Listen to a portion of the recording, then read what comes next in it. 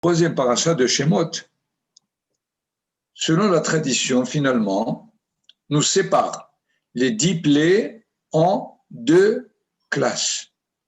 Les 7 plaies qui sont dans la paracha qui est passée et les 3 plaies dernières, le sauterelle, l'obscurité et la plaie des aînés dans notre paracha. Pourquoi fallait-il les distinguer de 7 à 3? On aurait pu peut-être les mettre tous dans la même paracha, ou bien 5 premières et 5 dernières. Cette distinction, certainement, déjà annonce quelle est l'importance de cette paracha qui finalement sera pour nous une paracha de transition, une paracha de passage. Il y a plusieurs passages qui vont s'opérer à l'intérieur de cette paracha. Reprenons donc d'abord le fait que les 3 dernières plaies sont bien distinctes des 7. En quoi? Déjà, au 2e verset de la paracha, on nous lit et on nous dit que le fait d'avoir endurci le corps du pharaon, quelle est la raison?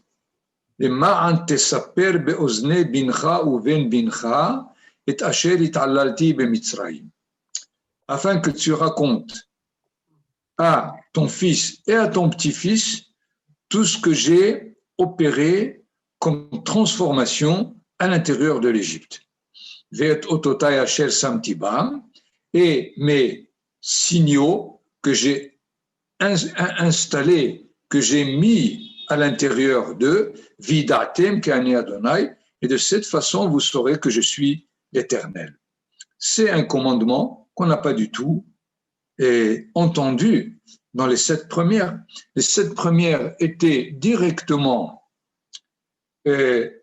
adressées à l'Égypte, au pharaon, sans avoir aucune adresse au niveau des Hébreux. Et voilà qu'ici on nous demande, on nous dit, attention, tout ce qui a été fait jusqu'à présent, il s'agit de le raconter.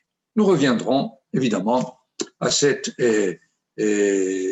remarque à travers évidemment la Haggadah de Pessah, qui est le fait de raconter la sortie d'Égypte.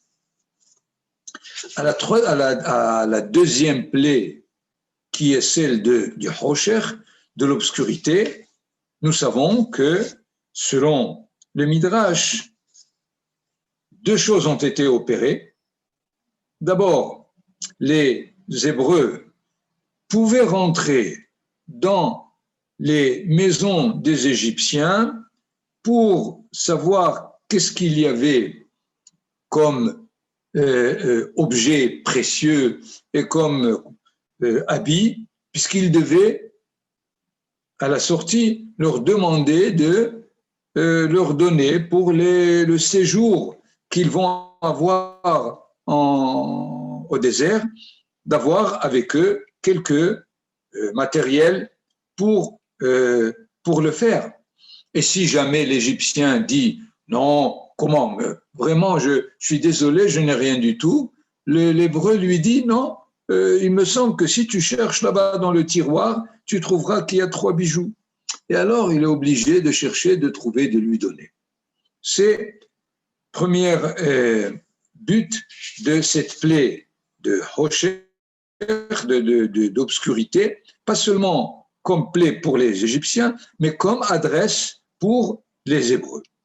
Par ailleurs, le Midrash nous dit aussi que dans cette plaie, les 4-5 des Hébreux ont disparu. Pourquoi? C'est ceux qui ne voulaient pas du tout sortir d'Égypte. Donc voilà que cette plaie encore s'adresse pas seulement aux Égyptiens, mais même aux Hébreux.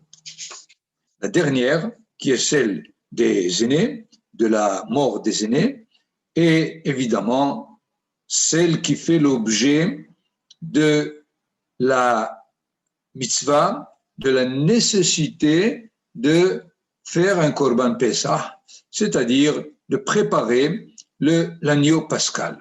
La préparation de l'agneau pascal avait pour but essentiellement de préserver les aînés des Hébreux de ne pas être touchés par la plaie, par Makad Bechorot. Comme il est dit par la suite, Velo yavo amashhit, lavo el batechem lingof, afin que celui qui va opérer la plaie, le désastre, il ne sera pas, il n'arrive pas à dans votre demeure. C'est au verset 23, chapitre 12. Vous pouvez le lire de façon détaillée. Donc, il y a là déjà une annonce, si je peux dire, de ces trois plaies qui s'adressent aussi aux Hébreux sous une forme ou sous une autre. Et il me semble que c'est pour cela que les Haramim les ont distingués dans une paracha à part de la paracha précédente, paracha de Vaïra. De là, immédiatement, nous arrivons à, comme je l'ai dit, cette porte tournante qui va nous faire passer de plusieurs situations et états et déjà vécus préliminaires vers un statut nouveau à plusieurs niveaux. D'abord, évidemment, on sort de l'asservissement à la liberté. Nous savons que dans cette paracha, et les Hébreux vont sortir, ils vont être même chassés par Paro lui-même, qui arrivera la nuit et qui dira au chapitre 31, au verset 31 du chapitre 12, Vaikra le Moshe ul Aharon Laila, il a appelé Moshe Aaron, Vayomer Kum utseu mitoch ami, gam atem, gam benei el, tous prenez tout ce que vous voulez, d'où passage de l'asservissement vers la liberté. Un deuxième passage, évidemment, c'est de sortir de l'exil pour aller en Eretz Israël. C'était là le but de la sortie d'Égypte. Troisième passage, c'est celui d'une famille de 70 qui est arrivée il y a 210 ans vers un peuple qui se met en route dans l'histoire universelle. Quatrième passage, c'est celui du récit événementiel, évidemment, vers les commandements. Essayez de retenir ces chiffres que je vais vous donner. Jusque-là, on est en 2448. Combien de mitzvot ont été détaillés dans la Torah? 3. La procréation, Perurvu, la Mila, circoncision, et l'interdiction de guidanaché du nerf sciatique. Et voilà qu'en près d'une semaine, 2 semaines, nous avons déjà un paquet, si je peux dire, de 20 commandements. Vous avez ici la proportion, elle est énorme. Comment 20 commandements déjà avant que la Torah ne nous soit donnée? Avant d'arriver au mont Sinaï pour recevoir la Torah, nous avons déjà 20 mitzvot dans l'espace de 2-3 semaines. C'est quand même assez remarquable. Et il faut y insister. Avant que je n'arrive aux autres passages, je voudrais insister ici sur ce passage du récit au commandement qui finalement veut nous donner comme enseignement essentiel que les mitzvot, les commandements, sont des dérivés des événements historiques. Je le répète plusieurs fois, les mitzvot ne sont pas donnés afin qu'on soit des hommes vertueux, des hommes moraux, donc des hommes qui ont plusieurs valeurs à réaliser. Nous sommes là pour réaliser la réussite de l'histoire qui a commencé à la sortie d'Égypte à travers les mitzvot. Et ceci, je vais vous donner comme exemple, là aussi je le redis plusieurs fois, comment est-ce que l'intention de la Torah dans les mitzvot, quelque part, a complètement été perdue, oubliée. Nous sommes évidemment dans cette série de mitzvot, des 20 mitzvot, dans laquelle nous devons apporter le Korban Pessah, c'est-à-dire l'agneau pascal. Quel était le but de l'agneau pascal? C'est celui de faire un acte dans lequel je certifie mon identité en tant qu'appartenant à une nation. Puisque il faut remarquer que l'une des sanctions que la Torah donne à ceux qui transgressent les mitzvot, c'est ce qu'on appelle karet. Karet, c'est l'excommunication d'un hébreu, d'un judéen, d'un juif, de la collectivité d'Israël, si jamais il transgresse l'une des 36 mitzvot négatives. Nous n'avons cette sanction de karet que pour 2 mitzvot positives, qui sont la circoncision et le Korban Pessah. C'est-à-dire, celui qui ne lit pas le Shema, celui qui ne met pas les tefilines, celui qui ne réalise pas l'une des mitzvot positives n'a pas cette sanction d'être excommunié. Mais celui qui n'apporte pas l'agneau pascal se trouve excommunié de la collectivité d'Israël. C'est assez étonnant. Parce que cette mitzvah d'apporter l'agneau pascal est l'attestation claire que j'appartiens à la collectivité, à la nation d'Israël. Si jamais je ne l'apporte pas, c'est comme si je voulais déclarer que je n'appartiens pas à la nation d'Israël. Et pour insister encore sur ce passage de la famille à la nation, finalement, Pessah se trouve être le jour de l'indépendance. Yom HaAtzmaut, c'est le vrai jour de Yom HaAtzmaut. C'est-à-dire un jour qui est vécu au niveau national. Alors que nous savons que de notre temps, le Yom HaAtzmaut est devenu la fête de la cacheroute. Quelle est la matzah la plus cachère? Quel est le maror le plus cachère? Et finalement, c'est devenu une mitzvah ou une fête individuelle. Il n'a plus le cachet, il n'a plus la teneur, l'importance d'une fête nationale. Et plusieurs mitzvot ont subi à peu près le même sort, du fait qu'elles sont, selon la Torah, des mitzvot à l'indice national, elles deviennent des mitzvot au niveau individuel particulier.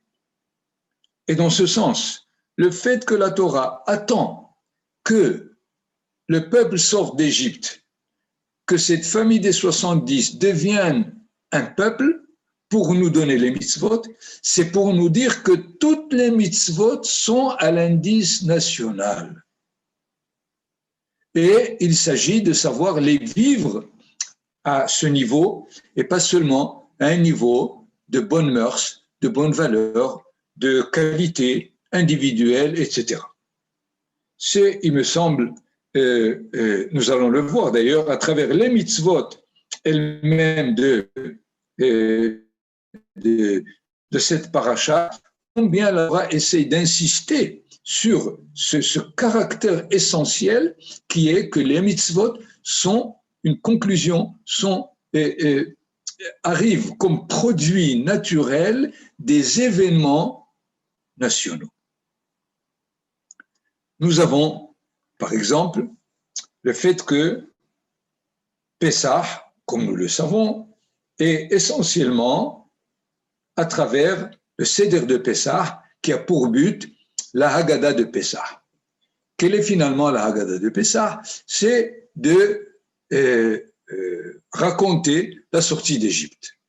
Certainement pas pour raconter quelque chose qui est passé, mais c'est surtout pour inviter les enfants à savoir l'origine de leur identité, pour que les mitzvot qu'ils vont réaliser vont être en cohérence avec l'identité de départ.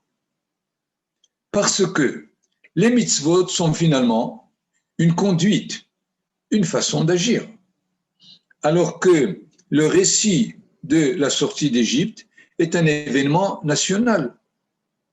Ce qui fait, la Torah me recommande d'abord de définir l'identité avant de décrire la conduite. Et il y a là une base essentielle pour sensibiliser l'enfant à la conduite, c'est celle de lui définir son identité. Comment il appartient au peuple, en quoi est-ce que ses actes doivent être cohérents avec la nation d'Israël pour que ça ne devienne pas, pour que les mitzvot ne deviennent pas une affaire personnelle. Et malheureusement, c'est ce qui est arrivé dans les autres religions. Et aujourd'hui, nous savons que plusieurs Hilonim considèrent le judaïsme comme une religion. Parce que ceux qui appliquent les mitzvot de la Torah les présentent comme conduite personnelle, individuelle. Nous savons qu'aujourd'hui, au niveau national, il y a le fait d'appartenir à l'armée. Être serviteur de Tsahal, servir dans l'armée de Tsahal, est un acte national. Donner les impôts est un acte national. Or, aujourd'hui, manger kasher devient une affaire personnelle. Et c'est faux. La Torah le dit clairement et nettement, le fait de manger kasher, c'est un comportement de la nation. Et en tant que tu es quelqu'un qui appartient à la nation, c'est comme ça qu'il faut que tu te nourrisses. C'est sûr que ce qui est arrivé est la conséquence directe de l'exil. L'exil a complètement décomposé et séparé l'entité nationale de la réalisation des mitzvot. Comme ça a duré pendant 2000 ans, il est tout à fait normal de nous retrouver dans une atmosphère de la réalisation des mitzvot comme affaire individuelle, comme choix de la personne qui n'a pas directement de relation avec l'entité nationale.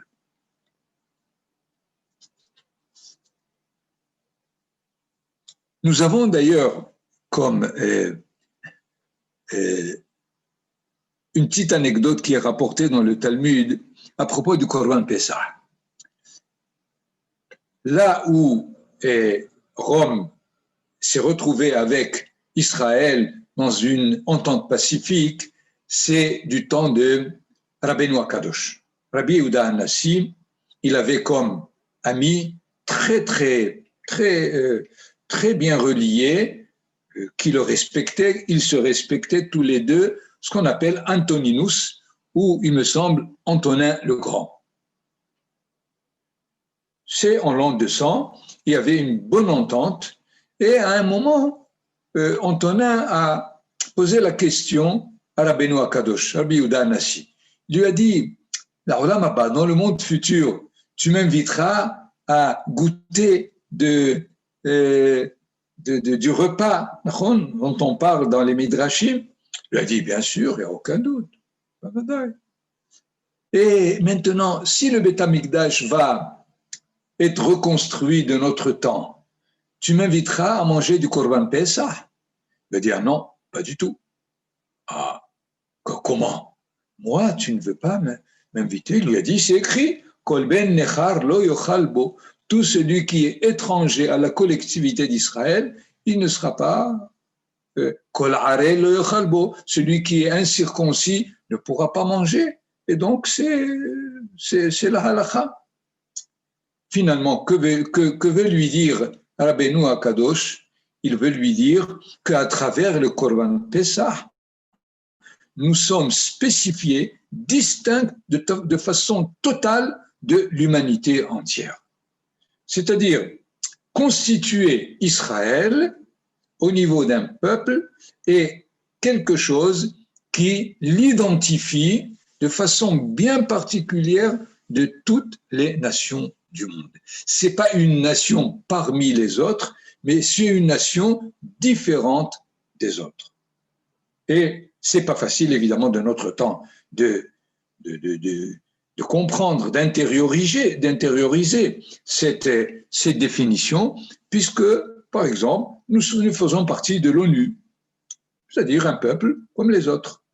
Le jour où nous saurons quelle est notre vraie identité, je pense qu'on pourra quitter l'ONU, sans quitter l'humanité, évidemment, mais en donnant à l'humanité l'idée d'un peuple bien défini qui se distingue à travers son but, à travers sa façon de vivre, comme un peuple tout à fait différent. D'ailleurs, il faut encore comprendre à l'intérieur des mitzvot de Pessah l'interdit du Hametz. C'est connu. Or, cet interdit du Hametz est assez bizarre. Pourquoi? Parce que celui qui mangerait du non-cachère, qui est non-cachère toute l'année, par exemple de la graisse, du sang, même des choses, des bêtes interdites, ben, il a transgressé une mitzvat lota'aseh qui a sa sanction, pas grave, aussi grave que celui qui mangerait du hametz à Pessah. Le hametz finalement est interdit que 7 jours, toute l'année il est permis. Mais manger le hametz à Pessah, c'est comme sanction, encore une fois, karet, excommunié. Où est la proportion? Finalement, quelque chose interdit que pendant 7 jours, ce n'est pas quelque chose qui nous semble fondamentalement interdit. Dans ce sens, il est maintenant nécessaire de remonter cette mitzvah au niveau national. C'est-à-dire, nous savons que la distinction entre la matzah et le hametz, essentiellement, est dans le temps. C'est-à-dire une pâte qui a passé les 18 minutes, par exemple, après avoir passé les 18 minutes, elle rentre dans la définition de hametz. C'est-à-dire qui finalement a provoqué son passage de la définition de matzah et de hametz, c'est le temps. C'est-à-dire la loi du temps, les lois biochimiques qui existent dans le monde naturel ont fait que la pâte est passée à un autre statut. Donc, la loi du temps qui, elle, non seulement concerne la pâte que je viens de préparer, mais elle concerne aussi les peuples. Les grands empires, la loi du temps les a balayés de l'histoire. Depuis la Babylonie, en passant par les Paras et Madaï et les Grecs, et finalement même notre dernière galoute chez Édom devra passer. Donc la loi du temps est valable pour tous les empires qui ont régné pendant l'histoire d'Israël. Et conclusion, Israël aussi subira la loi du temps et finalement passera un jour pour laisser la place à d'autres nations. Le fait que le Hametz soit interdit veut m'enseigner que cette loi du temps ne pèse pas, ne domine pas l'histoire d'Israël. Ça veut dire que manger du Hametz veut dire que je considère l'entité d'Israël comme entité dépendante du temps, qui va un jour disparaître.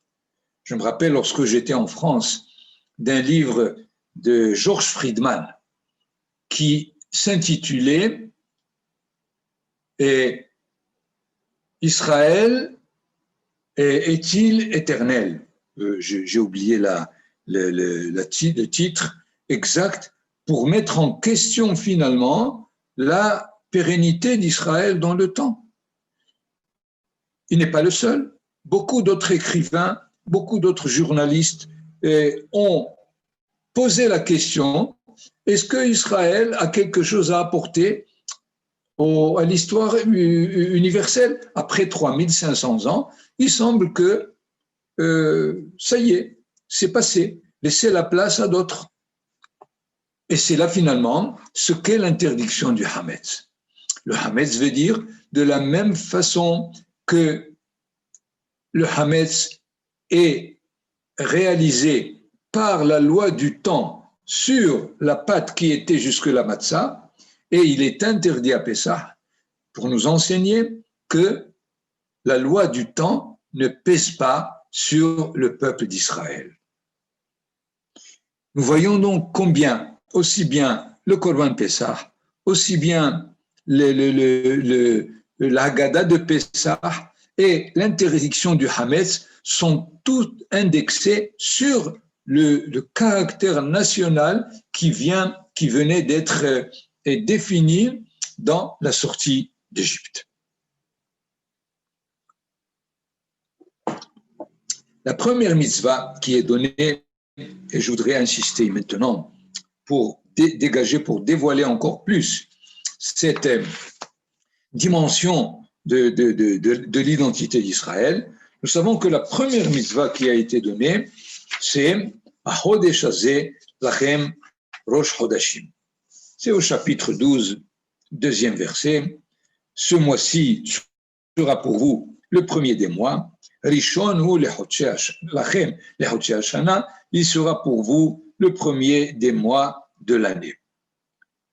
Quelle est la mitzvah inscrite? C'est de donner au Sanhédrin, au Bédine de chaque génération, de lui donner le fait de décider du début du mois. Nous savons que les mois sont 29 ou 30. Aujourd'hui, avec le calendrier, on n'a plus cette mitzvah, mais du temps du premier temple et du deuxième temple, c'était le Sanhédrin qui fixait le premier de chaque mois, à travers, évidemment, les témoins qui venaient lui dire qu'ils ont vu déjà l'apparition du premier trait de la lune, et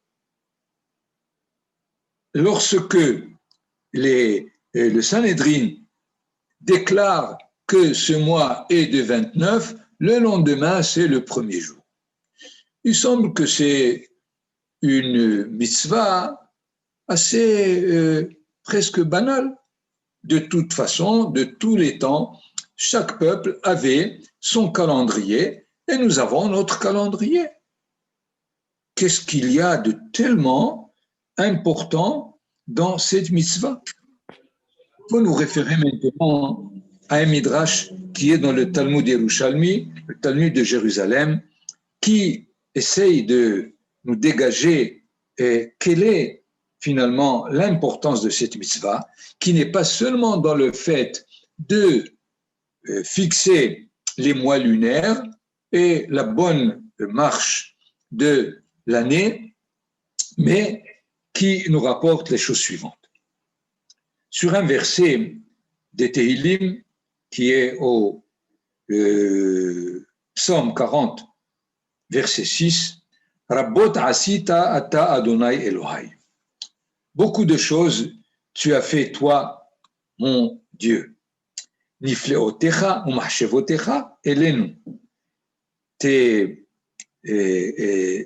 splendeurs et tes pensées pour nous. C'est évidemment un verset assez énigmatique. Comment est-ce que le Talmud de Jérusalem nous explique ce verset? Ils disent, cela ressemble à un roi qui avait une montre. Et lorsque son fils a grandi, il lui a dit, jusque-là, j'avais cette montre, je te la donne, mon fils, comme cadeau. Deuxième exemple, les Hachamim nous disent, cela ressemble à un roi qui avait une cabane dans un champ qu'il surveillait. Dès que son fils a grandi, il lui a dit, je te donne cette cabane où tu vas toi-même surveiller les champs.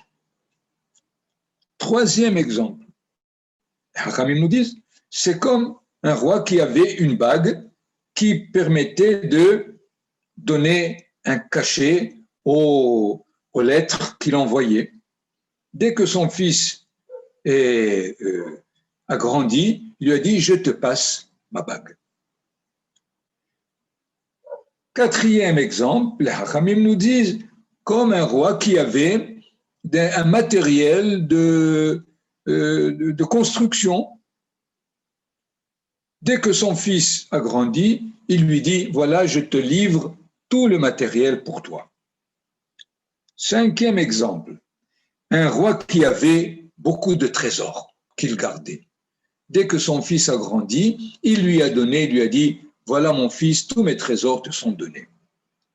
Dernier exemple, c'est comme un roi qui avait une valise de médicaments. Dès que son fils a grandi, il lui a dit, mon fils, je te livre cette valise de médicaments. 6 exemples, à la limite, pour nous dire presque la même chose. Non. Les Hachamim nous disent, si la Torah nous a demandé comme mitzvah de fixer le début du mois, ça veut dire que Akadosh Baruch Hu, Kaviachol, nous donne entre les mains tout ce qu'il avait en main jusqu'à présent. Jusqu'à présent, c'est lui qui fixait le rythme du temps, c'est lui qui fixait ceux qui pouvaient être sauvés ou ne pas être sauvés, c'est lui qui était le policier ou le surveillant de toute l'humanité, c'est lui qui avait le secret, les trésors de ce que l'humanité pouvait dévoiler. Et donc, à travers tous ces exemples, les Hachamim nous disent que la première mitzvah qui a été donnée à Israël dans le fait d'établir le début du mois, ça veut dire d'être le maître du temps. Tellement, où les Hachamim nous disent que tout ce qui a été dit jusque-là au niveau des dates, par exemple du déluge, il y a là-bas plus de 5 dates qui nous disent quand est-ce qu'il a commencé, quand est-ce que la pluie s'est arrêtée, c'est relié à Tishré, au premier mois de l'année Tishré. Et voilà que maintenant, le fait qu'Israël sorte d'Égypte, il y a un début nouveau du temps, celui de Nissan. Nissan sera le début d'un temps nouveau. C'est-à-dire que cette mitzvah de Chodesh Hazeh n'est pas seulement de donner la capacité, la possibilité de fixer un calendrier, ce qui était déjà le propre des Égyptiens qui comptaient selon le mode solaire. Les Assyriens du Nord avaient plutôt un mode lunaire. A priori, il n'y a pas de nouveau. Mais la mitzvah essentielle, c'est celle de donner à Israël le fait de diriger l'histoire du monde. C'est eux qui l'accélèrent, c'est eux qui la freinent, c'est eux qui donnent le rythme de l'histoire elle-même. C'est là le fait que c'est la première mitzvah avant d'abord de donner toute mitzvah. Étant donné que la naissance d'Israël, c'est le fait de rentrer dans le temps de l'histoire. Jusqu'à présent, avant que Israël ne sorte d'Égypte, Israël était en potentiel. Depuis, avant toute création possible, Israël alla b'mahshava. Le peuple d'Israël était dans Kaviachol, l'intention divine d'exister. Tout était en potentiel. La sortie d'Égypte définit le fait qu'Israël rentre dans le temps. Et rentrer dans le temps, c'est-à-dire rentrer dans les tribulations, rentrer dans toutes les transformations, les transitions de ce que le temps opère, aussi bien au niveau individuel qu'au niveau national. C'est ce que le Talmud de Yerushalmi, à travers ces 6 paraboles qu'il apporte, veut nous dire qu'Israël a reçu 6 fonctions dans cette mitzvah de fixer le début des mois. Et c'est là finalement, pour revenir au verset pour le comprendre, Rabbot asita ata Adonai Elohai, beaucoup de choses tu as fait, toi, l'Éternel, mon Dieu, c'est-à-dire avant la sortie d'Égypte, et après la sortie d'Égypte, Nifleotecha ou Mahshevotecha Elenu. Tes pensées et tes grandeurs nous ont été attribuées, nous ont été données. Voyons donc combien les Hachamim comprennent le fond des mitzvot. Donner la possibilité à Israël de fixer les mois et les années, c'est pas seulement une astronomie, c'est surtout un rythme de l'histoire de l'humanité. Combien donc nous sommes responsables de ce qui arrive dans l'humanité à travers cette première mitzvah et à travers les autres mitzvot, évidemment, le fait de bien définir l'identité avant la mitzvah.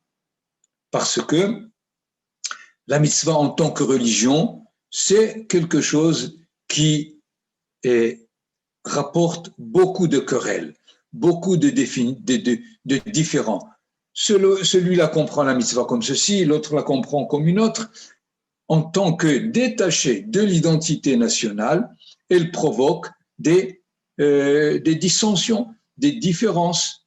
Il y aura des Ashkenazim, des Sfaradim, des Thémanim, et ainsi de suite. Mais l'identité nationale, elle est une. Il n'y a pas 2 identités nationales. Donc, il s'agit de bien comprendre d'abord l'identité avant de réaliser le mitzvot. C'est ce que j'ai appelé au début, nous sommes là dans une paracha qui nous fait plusieurs passages, qui établit d'ailleurs des ponts presque entre une situation déjà passée vers les situations qui vont être vécues par Israël. On pourrait encore apporter un autre exemple, mais toutes les mitzvot de la Torah sont à reprendre une à une et revoir leur qualité nationale. Vous avez au chapitre 13, il me semble, la mitzvah Kadesh li kol bechor. Qu'est-ce que c'est Kadesh li kol bechor? À partir de la sortie d'Égypte, on doit distinguer l'aîné dans le fait de le consacrer ou au culte divin, ou bien de lui faire pidyon aben, de le racheter. Qu'est-ce que c'est que ce rachat qu'il faut faire? Il n'y avait pas jusque-là des aînés, il y avait des aînés. Qu'est-ce que la Torah renouvelle? Seulement, nous savons qu'il y a deux sortes d'aînés. Il y a l'aîné de l'héritage et l'aîné du rachat. Quelle est la différence? L'aîné de l'héritage, il est indexé au père. Si quelqu'un a 2 ou 3 femmes, quel est l'aîné qui va hériter la double part? C'est le premier qui est né à propos du père. Alors que le rachat de l'aîné, c'est au niveau de la mère. S'il a plusieurs femmes et chacune a accouché son aîné, il faut les racheter tous. Alors que l'aîné de l'héritage, c'est un seul. Le problème d'ailleurs s'est posé et a fait beaucoup de tensions dans la famille de Yaakov Avinu. Quel est son aîné d'héritage? C'est Réhouven. Alors qu'il a donné cette définition de l'aîné de l'héritage à Yosef, qui était celui de Rachel. Il a d'ailleurs dit, Réhouven Bechori Ata, Kohi Vereshit Oni, tu es mon aîné, mais tu as fait ce que tu as fait, donc je te retire le droit d'aînesse. L'a-t-il fait justifié ou non? C'est une autre question, mais jusqu'à la sortie d'Égypte, l'aîné était l'aîné du père. Après la sortie d'Égypte, il y a une définition nouvelle, pas nouvelle, mais deuxième, qui est l'aîné au niveau de la mère, qu'il faut racheter. Pourquoi cette opération nouvelle? Je pense que c'est relié directement aussi à la sortie d'Égypte. Finalement, le père, lorsque il y a conception, il y a potentialité de naissance. Mais la mère, quand elle enfante, il y a réalisation de naissance. Donc, tant que le peuple d'Israël n'est pas encore venu au monde, l'aîné est en potentiel, Israël est en potentiel, donc c'est l'aîné du père.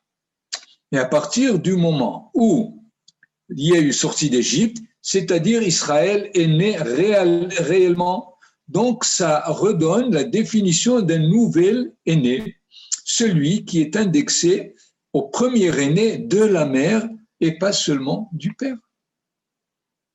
Il me semble que nous avons ici assez d'exemples pour bien comprendre comment les mitzvot sont une conséquence directe des événements historiques que le peuple d'Israël est passé à la sortie d'Égypte.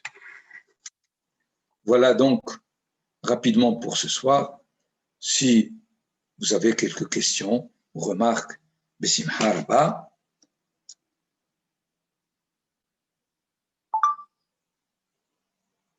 Sinon, je peux vous dire Shavua Tov, Simcha Belev Tov. Excusez-moi, Myrtille. Comment? Myrti. Oui, Myrti. Je peux poser, j'ai pas très bien compris. Ouais. Pourquoi maintenant comment fait le Corban Pessah, si c'est important, et en quoi il consiste maintenant? Non, on ne l'a pas, étant donné que le Corban Pessah nécessite le temple. Nous avons comme rappel du Corban Pessah, comme vous le savez, la ficomane. D'accord. La ficomane qu'on consomme à la fin du repas, comme le Corban Pessah était à la fin du repas. Et on dit d'ailleurs, Zecher le Corban Pessah, afikoman, haneechal ala sabah. Rappel de l'agneau pascal que l'on consommait lorsque on était rassasié.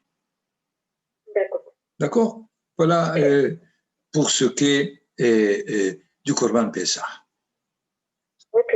Tov. Et Rav, simplement en dehors du cours,